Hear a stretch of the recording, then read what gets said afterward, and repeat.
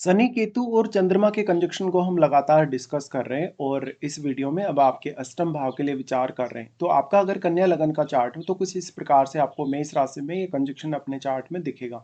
यहाँ पे शनि आपके चार्ट में पांचवें और छठे घर के स्वामी होकर यहाँ आ रहे हैं और शनि नीच की स्थिति में हो जाएंगे।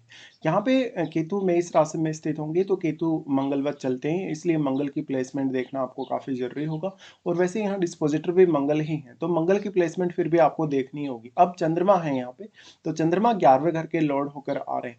लेकिन चंद्रमा क्या शनि से बहुत ज्यादा प्रभावित है, क्या वो केतु से बहुत ज्यादा प्रभावित है? क्योंकि चंद्रमा एक काफी ज्यादा सॉफ्ट ग्रह है और कोई भी सॉफ्ट ग्रह यदि होता है वो किसी भी दूसरे ग्रह के प्रभाव से काफी ज्यादा प्रभावित हो सकता है। ऐसी स्थिति में अगर हम इस कंजक्शन के हिसाब से देखें तो शनि चंद्रमा के साथ मिलकर यहाँ विष दोष का निर्माण कर रहे हैं, शनि केतु के साथ मिलकर वैराग्य युति या वैराग्य दोष का निर्माण कर रहे हैं, जबकि केतु और चंद्रमा के कंजक्शन के होते हुए यहाँ ग्रहण दोष का निर्माण भी हो रहा है। अब इस कंजक्शन में आप दो प्रकार से इसको ले सकते हैं। देखिए, इस कंजक्शन में जो शनि और चंद्र है, हम अगर शनि चंद्रमा के कंजक्शन को एक तरफ कर दें और केतु और चंद्रमा के कंजक्शन को अगर एक तरफ कर दें, तो इन दोनों कंजक्शन में अलग अलग काफी ज्यादा डिफरेंस है। शनि चंद्र जब भी साथ होते हैं किसी भी भाव में तो जातक कहीं ना कहीं बहुत ज्यादा सोचता है, विचार करता है, लेकिन एट द एंड कभी ना कभी वो फाइनल डिसीजन तक पहुंचता है। भले ही वो थोड़ा देरी से पहुंचता है, लेकिन पहुंचता जरूर है। और वो काफी ओवर थिंकिंग करता है, काफी ज्यादा फ्रस्ट्रेट भी होता है। शनि यहाँ नीच की स्थिति में है, तो अगर मंगल की प्लेसमेंट आपके चार्ट में अच्छी नहीं है तो आपको काफी ज्यादा पजल्स उत्पन्न होंगी अपने माइंड में और आप अपना फैसला लेते हुए काफी ज्यादा घबरा सकते हैं, या जो भी मेंटल स्किल आपके पास है, जो भी एबिलिटी आपके पास है, उसका पूरा पूरा फिर आप उपयोग नहीं कर पा रहे हो यहाँ पे। अब शनि वैसे तो नीच की स्थिति में है, और अगर शनि वक्री हो जाते हैं नीच के होते हुए तो हम उसको काफी अच्छा मानते हैं, क्योंकि फिर उनका जो नीच का प्रभाव है वो खत्म हो जाता है वक्री होने से। लेकिन यहाँ केतु साथ है, केतु साथ होने की वजह से अब शनि अगर वक्री हो गए तो केतु का प्रभाव शनि पर और भी ज्यादा बढ़ जाएगा फिर, क्योंकि इनका जो मोमेंट है वो आपके सप्तम भाव की तरफ होगा। और अगर इनमें से कोई भी आपके सप्तम भाव की क्लोज हो तो वो सप्तम भाव पर भी काफी ज्यादा असर आपके दिखा सकते हैं, चाहे तो वो शनि हो चाहे तो केतु हो। अब लेकिन हम शनि और केतु के लिए अगर विचार करें तो शनि के वक्री होने के केस में फिर वैराग्य का जो प्रभाव है आपके ऊपर बढ़ जाएगा। आप में विश्लेषण करने की क्षमता, बहुत ही ज्यादा गहराई से सोचने की क्षमता, या एक गहरी अंतर्दृष्टि फिर आपको मिलेगी। बट जब हम केतु चंद्र की बात करते हैं, केतु और चंद्रमा की कंजक्शन में क्या है कि जो केतु है वो चंद्रमा की सारी के सारे गुणों को अपने में समाहित कर लेते हैं, और केतु जिस भाव में होते हैं उस भाव के गुणों को भी वो अपने में समाहित करते हैं। तो वहां वो एक उस हाउस से रिलेटेड जो कारकत्व है उसकी काफी ज्यादा कमी भी डेवलप करते हैं, और ऐसा यहाँ भी होगा। तो जब चंद्रमा के साथ केतु है, अगर हम इस कंजक्शन को एक तरफ करके देखें तो इसमें व्यक्ति की जो फीलिंग्स हैं वो खो जाती हैं, उसकी मानसिक स्थिति का वो अच्छे से आभास नहीं कर पाता कि वो किस प्रकार से सोच रहा है, किस प्रकार से वो विचार कर रहा है, या वो कितना स्टेबल है अपने विचारों को लेके। ऐसे में जातक को मन में बहुत ज्यादा एंग्जाइटी उत्पन्न हो सकती है, जातक बहुत ज्यादा घबरा सकता है, उसको बहुत ज्यादा डर लग सकता है, और कभी कभी उसको कुछ ऐसे सपने भी आ सकते हैं, काफी ज्यादा डरावने सपने। तो वो अपने अंदर कॉन्फिडेंस नहीं ला पाता और अपनी वो फीलिंग से ही डिटेच हो गया, तो वो फैसला लेने में बहुत ज्यादा असमर्थ हो जाता है। जबकि जो शनि और चंद्र का कंजक्शन है उसमें जातक फैसला लेता जरूर है, भले ही वो गलत फैसला ही लेता है लेकिन लेता है, और लेट फैसला लेता है तो कभी कभी उसका कार्य अटक सकता है। बट इस केस में केतु नेगेटिवली प्रभावित करते हैं चंद्रमा को काफी ज्यादा। अब ये मेष राशि का कंजक्शन है, मेष राशि में जब जब भी चंद्रमा होते हैं तो देखिए जातकों में उतना ज्यादा धैर्य नहीं होता कभी भी, और वो सब कुछ बहुत जल्दी जल्दी चाहते हैं। इसलिए कैरियर और रिलेशनशिप इस कंजक्शन की वजह से आपके लिए बहुत ही ज्यादा मेजरली प्रभावित हो सकते हैं। अब यहाँ ये कंजक्शन बन रहा है तो शनि के प्रभाव के हिसाब से बात करें तो शनि का दृष्टि सबसे पहले आपके 10वें घर पे आता है।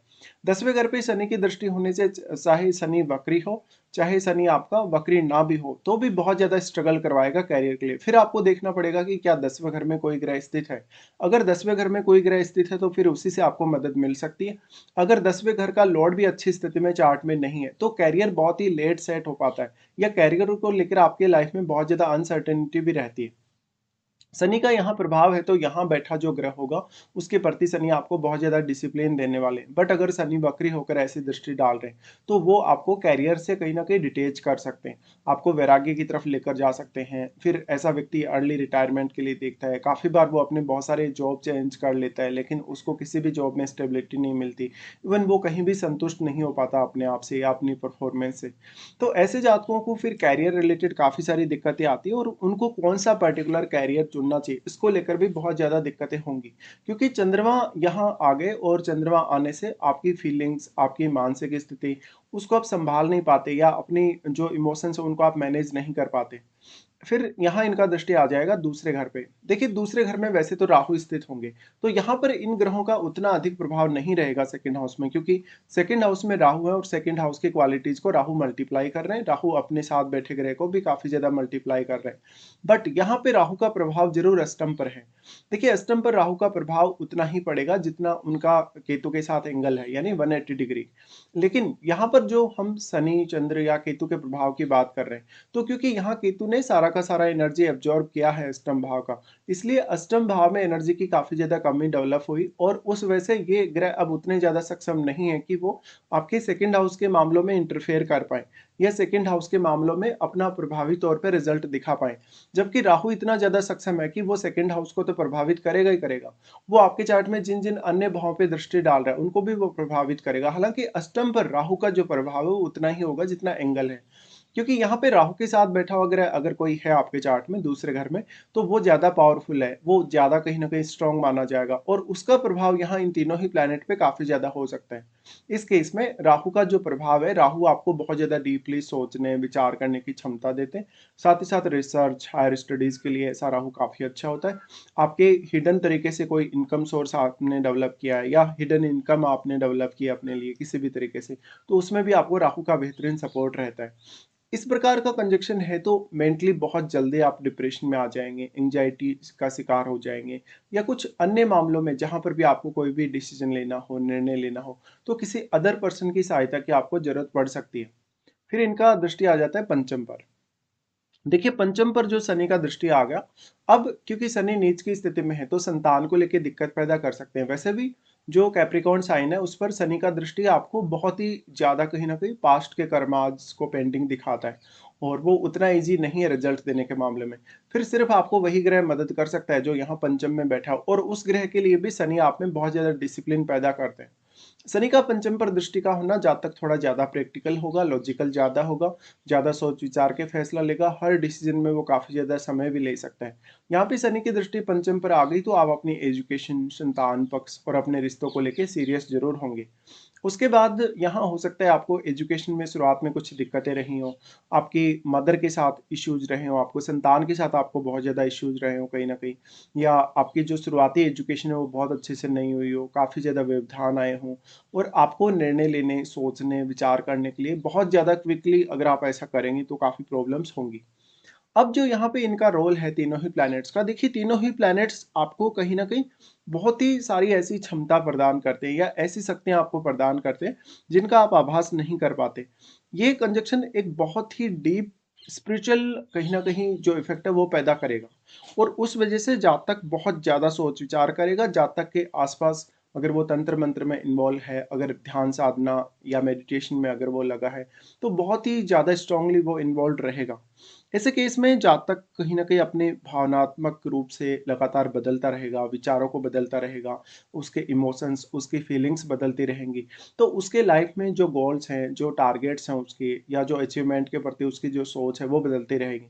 इस वजह से जातक की लाइफ में उतनी ज़्यादा स्थिरता नहीं देखी जाती। अब ऐसा जातक वास्तव में कोई भी प्रकार से अकल्ट रिलेटेड कार्य बहुत अच्छे से कर सकता है। वो कोई बहुत ही ज़्यादा डीप रिसर्च में अगर रुचि दिखाता है उसको वो बहुत अच्छे से कर सकता है। ऐसा जातक लाइफ में हमेशा अपने आप को बहुत ज़्यादा लोनली फील करेगा, भले ही वो कितने ही लोगों के बीच में है या उसके जीवन साथी के साथ भी अगर वो है या फैमिली के साथ भी अगर वो है। चंद्रमा यहाँ है तो चंद्रमा माता जी के कारग्रह है और माता जी के साथ आपकी या तो जो अंडरस्टैंडिंग है वो प्रॉपर नहीं होगी, या तो मदर से आपको छोटी उम्र से ही दूर होना पड़ेगा, या कहीं न कहीं आप ऐसे भी व्यक्ति हो सकते हैं जो किसी के बारे में कुछ प्रेडिक्ट कर दें, किसी के बारे में कुछ बोल दें, तो वो आपकी बात सामने वाले के लिए लग जाती है एकदम से। इस प्रकार से ये कंजंक्शन आपको बहुत गहरी अंतर्दृष्टि प्रदान करेगा, जिसकी वजह से आपको अपने फ्यूचर को जानने या दूसरे लोगों की लाइफ में क्या कुछ घटित होने वाला है आने वाले समय में, उसकी कहीं न कहीं जिज्ञासा बहुत ज़्यादा रहेगी और उसके बारे में जो भी आप बात बोल देंगे, वो आपकी सही हो जाएगी। इस प्रकार का कंजंक्शन है तो आपको आध्यात्मिक रूप से बहुत ज़्यादा उन्नति दे सकता है। पैतृक संपत्ति हो या इन-लॉज़ से किसी भी प्रकार का फ़ायदा हो सकता है आप उससे उतने ज़्यादा सैटिस्फाई ना हो।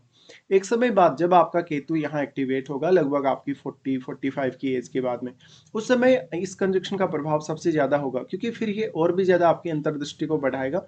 इस प्रकार का जातक अपने लेट एज में कहीं न कहीं मोक्ष की तरफ जा सकता है या वो प्रारंभ में भी कुछ ऐसी ही मनोवृत्ति रखने वाला या उसकी जो इमोशन की जो स्थिति है कहीं न कहीं उसकी जो मन की जो स्थिति है वो कुछ ऐसी ही होगी। अब यहाँ सबसे बड़ी प्रॉब्लम आपके लिए ये है कि आप हमेशा घबराते हैं, मानसिक रूप से चिंता, तनाव से ग्रस्त हो सकते हैं, बार-बार अपने निर्णयों को बदल सकते हैं और निर्णयों को जितना ज़्यादा आप बदलते जाएँगे, उतना ही ज़्यादा स्टेबिलिटी का इश्यू आपकी लाइफ में आता जाएगा। ऐसा कंजंक्शन भले ही रिश्तों को लेके, आपकी आपकी धन कमाने की स्थिति, आपकी बहुत कुछ जीवन में पाने की जो चाहत है, उसको लेके इतनी अच्छी कंजंक्शन ये नहीं है।